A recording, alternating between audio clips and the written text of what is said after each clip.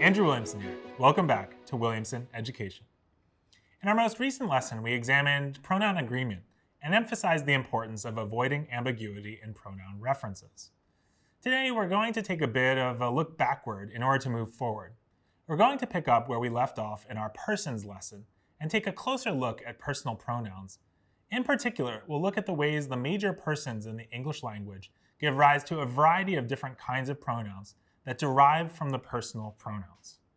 I'm sure you're asking, what is a personal pronoun? At the core, a personal pronoun is a word that stands in for or replaces a person in a spoken or written sentence.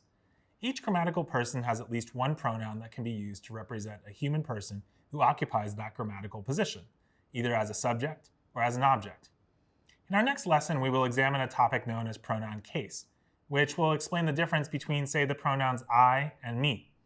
For now, it will be enough to know that most of the grammatical persons have at least two pronouns associated with them. Now, allow me to review the important personal pronouns that we began to study in an earlier lesson. These personal pronouns are essential to your understanding of the language, so it's necessary that we reinforce your knowledge a bit. I've already mentioned the pronouns for the first person singular, I and me. For the second person singular, the correct pronoun is you. In the third person singular, we have several personal pronouns because of the gender marking in this grammatical person. We have she and her for the female gender marked pronouns, he and him for the male gender marked pronouns, and the neutral it for animals and objects. The neutral personal pronoun one may also be included among the third person singular perspectives, but this pronoun now sounds quite formal. It's not used very often anymore in English. Further to the right in the pronoun chart that comes along with this lesson, there are the pronouns we and us in the first person plural. In the second person plural, we once again do not find a formal personal pronoun. Maybe you'd like to use y'all or you guys or yins. And in the third person plural, we have the pronouns they and them.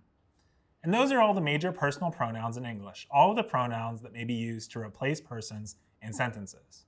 Anytime you hear one of these words being used, you know that you are dealing with a person in a sentence.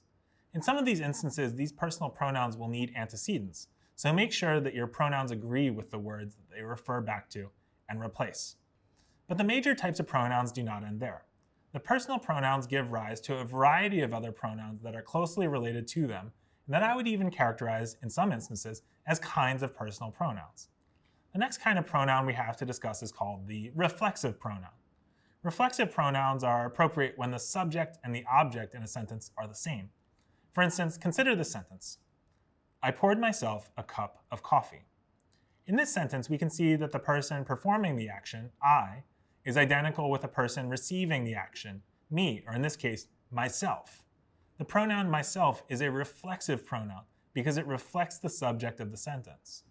The first person singular reflexive pronoun myself comes along with the reflexive pronouns in other persons, yourself, himself, herself, itself, ourselves, yourselves, and themselves.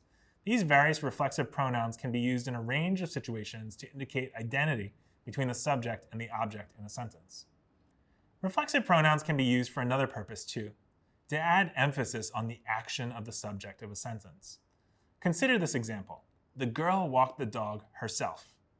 In this sentence, it's not the case that the subject and the object are identical. Instead, the reflexive pronoun herself is being used to place emphasis on the action of the girl walking the dog. It might suggest that the girl took responsibility for the walking of the dog out of the hands of some other party, such as her parents or a sibling. Reflexive pronouns can be used very usefully for such purposes. Now, another category of pronouns that arises from the personal pronouns is the possessive pronoun. As the name suggests, possessive pronouns are used to indicate possession or ownership. Consider what happens when I want to assert ownership over, say, a house. I might say, that house is mine. Mine is the possessive pronoun in question. Or what about when I want to say that a certain car belongs to my mom? I might say, that car is hers. Hers is the relevant possessive pronoun. The possessive pronouns for the various persons are mine, yours, his, hers, ours, and theirs. These are very useful words if you want to show that something belongs to a person mentioned in your speaking or writing. Finally, there's a bit of a controversial category that I would like to mention, the so-called possessive adjectives. The possessive adjectives are words that sound, for all intents and purposes, like pronouns, except that they do not function effectively as things in sentences. Instead, they function as words that modify nouns, as adjectives, that is. I like to think of the possessive adjectives as a mix between pronouns and adjectives, as occupying a middle zone in between these two important parts of speech. How are the possessive adjectives used? Imagine that I wanted to show that a third-person plural group owns a particular set of golf clubs. I might say, those are their golf clubs. The possessive adjective is their. Or imagine that I wanted to suggest that you, my audience, should complete the homework I've assigned. I might say, make sure to do your homework. Your is the possessive adjective. Now, the reason that I classify possessive adjectives along with the pronouns rather than with the adjectives is simple. Possessive adjectives still often need to have clear antecedents in order to function properly. Even though they are not replacing nouns in sentences, they often refer back to nouns that can have varying degrees of clarity. It is still essential in these instances when a possessive adjective refers back to a noun that the antecedent be clear. Now, pronouns are a bit of a tricky topic because in some circumstances it can be unnecessary or even incorrect to use a pronoun in the first place. When you notice pronoun ambiguity in a sentence, you might initially feel stuck as you seek to correct the ambiguity. How to fix the unclear phrasing? One first approach might be to ask yourself whether you need the pronoun at all.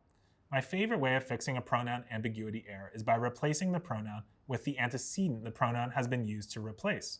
In other words, when faced with an ambiguous pronoun, maybe you just want to get rid of the pronoun altogether. Another common way of fixing pronoun ambiguities is by restructuring the sentence to move the antecedent closer to the pronoun in question.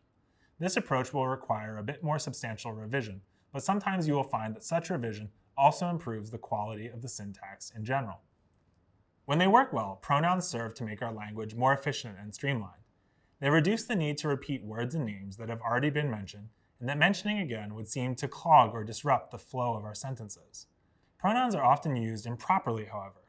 And when they are used improperly, pronouns reduce the effectiveness of our speech and writing by introducing uncertainties in the minds of our audience members.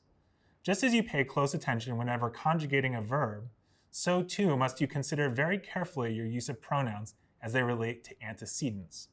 When in doubt about the clarity of a given pronoun, you should take corrective action to tighten the relationship between the pronoun and its antecedent. If you find yourself struggling to write clear sentences and express your thoughts in unambiguous terms, then I recommend a simple solution. Simplify. Many people mistakenly believe that if they want to be or sound smart, then they must use complex syntax. This belief is incorrect.